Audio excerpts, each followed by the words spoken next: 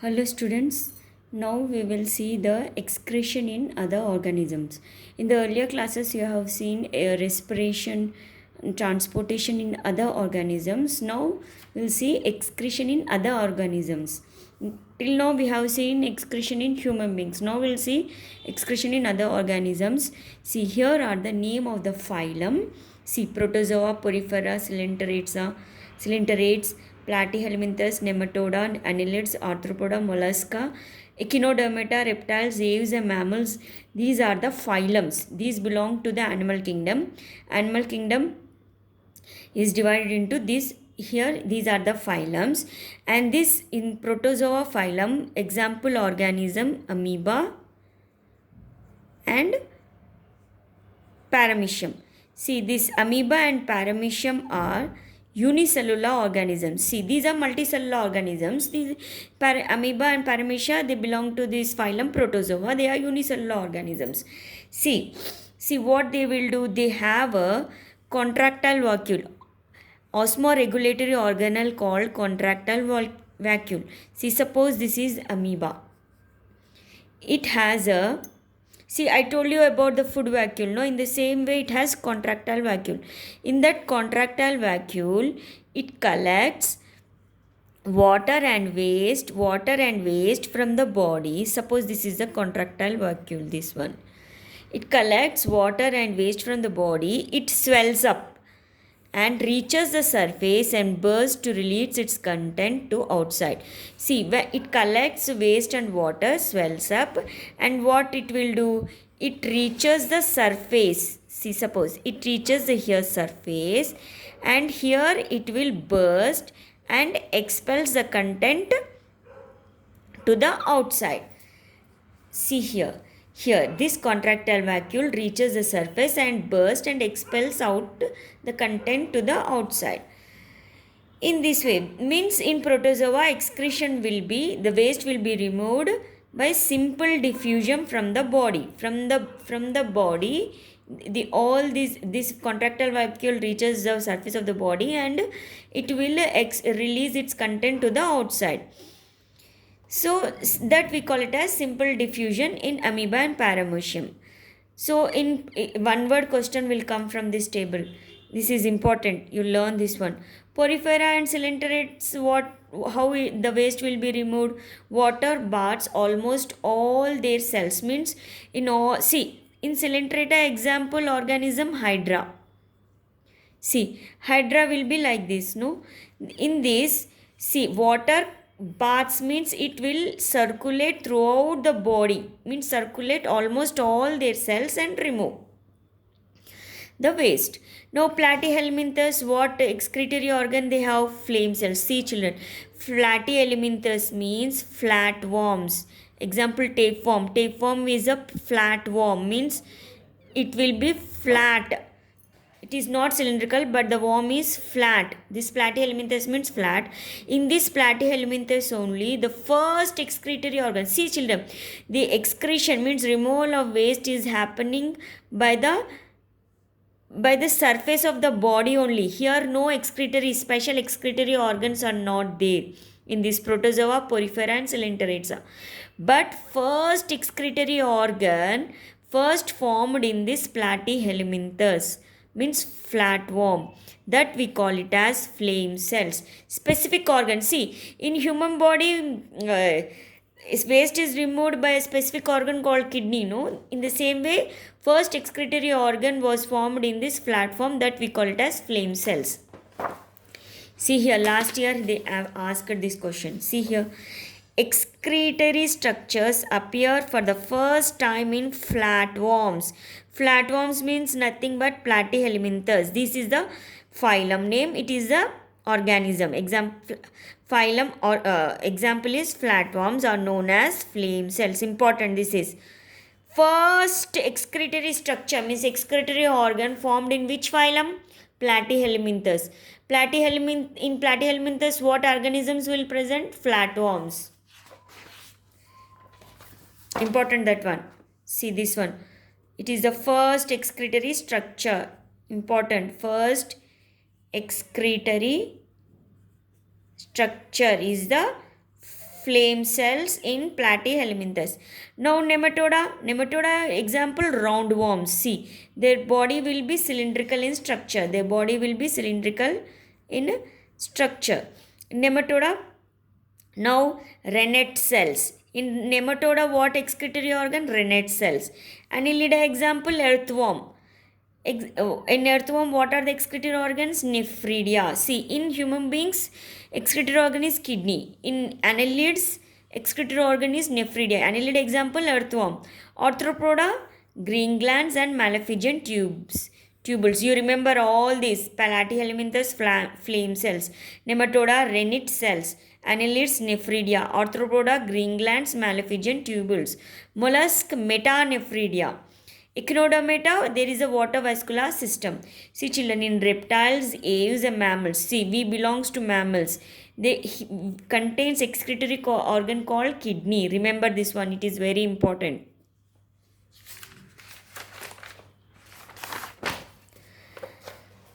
Now this one I have told you. Now we'll see excretion and release of substances in plants. That is nothing but excretory system in plants. See, my question is, do plants also remove their waste like animals? Yes. See, plants, see, we have kidneys to remove waste, but plants don't have a specific organ. See, this nematoda has, see, this platyhelminthes has the flame cells to remove waste. All these are the excretory organs to remove the waste, but plants do not have the specific organ to excrete the waste. So what they will do, they will see, they accumulation of waste is actually, in plants accumulation of waste will be very low. That's why see, but in animals it is high. Waste accumulation. So what happens in green plants, they do not pause. See, you know that in photosynthesis oxygen is released. That will be the waste in photosynthesis. Now in respiration it releases carbon dioxide. That will be released out of its parts of the plant. Oxygen itself is considered as a waste product generated during the photosynthesis. You know that during the photosynthesis means nothing but the plant manufactures its own food, means it prepares glucose and releases oxygen. So you consider that as a waste. In respiration, carbon dioxide releases. So you consider that as a waste. See, plants undergoes both process, photosynthesis and respiration. Now children, we'll see this question. How do plants manage or send out waste products from its body? See, plants, see, you know that what is the meaning of transpiration? You know, transpiration means nothing but removal of excess water in the form of water vapor. You know that. So in this way also plant will manage to remove the waste. See, here two terms are given, transpiration and guttation. You know the meaning of transpiration. Transpiration means removal of water in the form of water vapor. You know that. But what do you mean by guttation? Guttation is also removal of water, but not in the form of water vapor, but in the water only. See, removal of water in the form of water itself, it removes these plants. That we call it as guttation. Now children, see, I told you plants also generate waste products. See, these waste products are stored in the leaves, bark and fruits. See, when dead leaves fall off, dead leaves, bark, ripe fruits, when fruits become ripe, no, it fall off, no, along with that waste will also be get rid of. See, how the plants manage means how it manages. See, by transpiration, by guttation, when the dead leaves, bark, ripe fruits fall off, na, because waste is stored in these also. That we eat ripe fruits, that waste will be useful to us, but it is waste for the plants. So when it fall off, that waste will be get rid of. In this way it manages to remove the waste. Now See here, remember this waste get. I told you waste products are stored in the leaves, bark, and fruits. See, the waste stored in the fruits in the form of solid body is called raphides. You remember this one. Now, many plants, what they will do, they synthesize chemicals. Synthesize means nothing but they produce chemicals and store them in roots, leaves, seeds, etc. for protection against the herbivores. See children, herbivores means the animals which eat only plants like cow, buffalo, goat. See this cow, buffalo, goat. This what this plant do? It produces a chemicals that it will store in roots, leaves, seeds. When this herbivore come to these plants to eat the leaves or seeds or parts of the plant, it will get a unpleasant taste. So in this way, this plant protects from this herbivores. See, most of the chemicals are unpleasant to taste. That's why these herbivores will not will to eat the plant. In this way, plant protects itself from the herbivores. How the plants protect itself from the herbivores means plants synthesize some chemicals which is unpleasant to taste, which is not tasty. That's why these herbivores do not prefer to eat such plants. In this way, plants protect themselves from the herbivores. See children, some chemicals are toxic also. It may kill animals that eat them. See, if the animal eat that such type of plants which release toxic chemicals, that animal may die. So here I told you that plants secrete chemicals that when when plants get injured means, suppose if you pluck a plant leaf, then some plants secrete chemicals when injured. So these chemicals seal the wound and help the plant to recover from many. See, when plant get injured, it secretes chemical to heal the wound. You remember that? See children, I told you plants release chemicals, and plants when get injured they release chemicals to heal the wound, and also plants release some substances that attract organisms. For example, butterfly attract flowers, no plants, no, for pollination, seed dispersal, and even why? Because plants release some attractive substances. For example, we'll see plants having root nodules. See children, you know that groundnut plant, groundnut or peanut plant has root nodules. See, like this, root nodules. In these root nodules will secrete chemical. So that chemical will attract rhizobium bacteria. Rhizobia, you learned in the 9th class. See, these root nodules, it attract this bacteria. See, this bacteria will live in these root nodules and help the roots to absorb the nitrate. In this way, they live in a symbiotic relationship. See children, symbiotic relationship means, see this is the plant, this is the rhizobium bacteria. See, rhizobium helps the plant to absorb the nitrates, and this plant gives shelter to this bacteria. Rhizobium is a bacteria. So they are living by helping each other. No, that relationship we call that as symbiotic relationship. See, plants having root nodules secrete chemicals to attract rhizobia. Rhizobia is a bacteria. This bacteria live in these root nodules and they form a symbiotic relationship. Means they help each other. Now we'll see this question. Why plants shed their leaves and bark periodically? See, why plants shed their leaves and bark? Means, see children, plants produce two types of biochemical substances. See, the biochemical substances produced in plants are of two types. What are they? Primary metabolites and secondary metabolites. Remember this one. See, plants produce biochemical substances. It is of two types, primary and secondary. Primary, you know, it manufactures its own food, you know, carbohydrate. It manufactures carbohydrates, fats, protein. See, children, plants not only manufacture carbohydrates but fats, proteins also.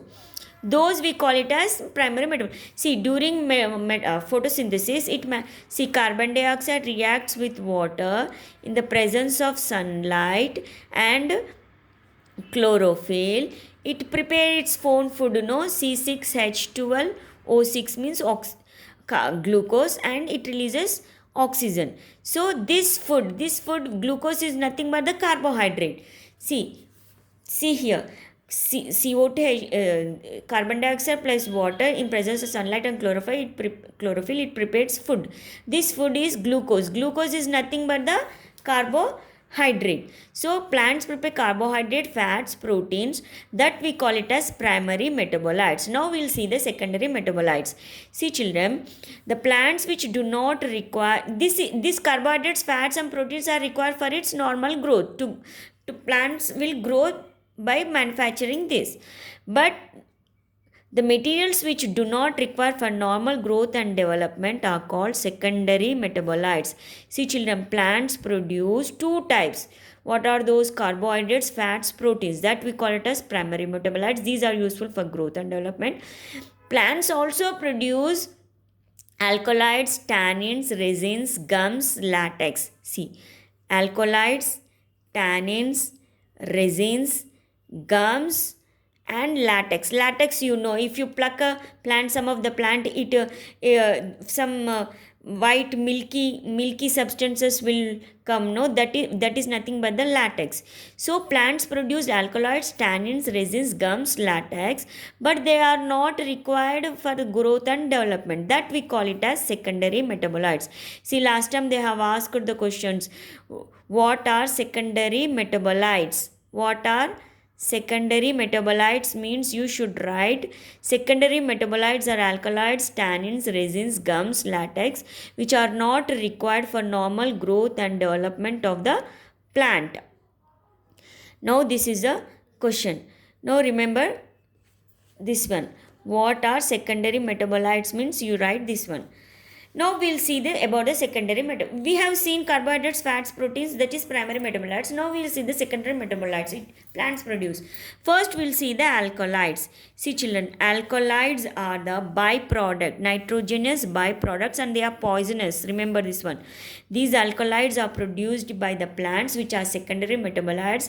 This alkaloid is a nitrogenous byproduct and poisonous. It is stored in different parts of the plant.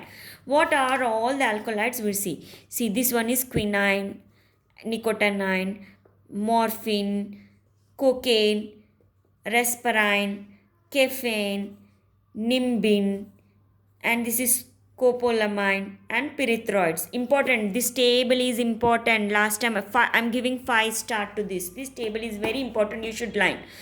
You by heart it. Quinine means, see, this is the alkaloid. This alkaloid is produced by the plant, no, but which plant?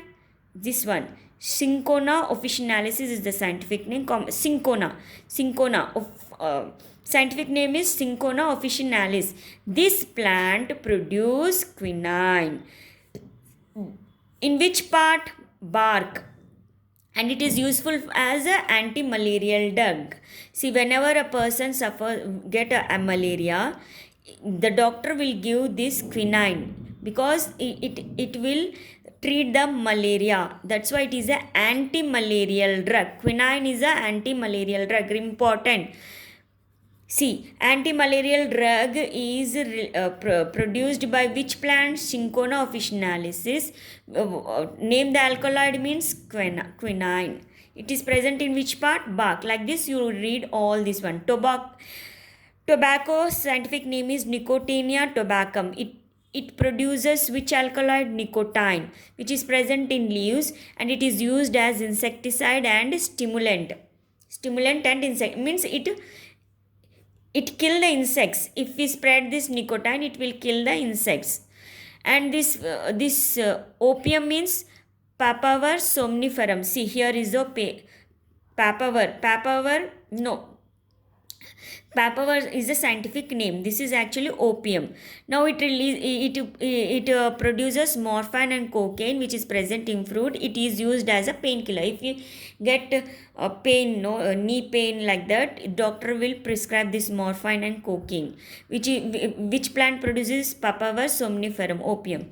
Now this we call it as common name is local name is snake root. Scientific name is Rauwolfia serpentea. See, this is Rauwolfia serpentea will produce which alkaloid? Reserpine. This reserpine is present in root. See children, roots. In roots also. See, sometimes doctors, homeopathy doctors will give roots. They will give the mixture of the root. See, it is used for the medicine for snake bite. See, whenever a snake bite a person, he will give a reserpine. It is present in the root, and for high BP also. It is also very important. The person who has a snake bite or who is suffering from high blood pressure, which alkaloid is useful means Reserpine. It is produced by which plant? Rauwolfia serpentina. See children, coffee plant, you know, coffee plant.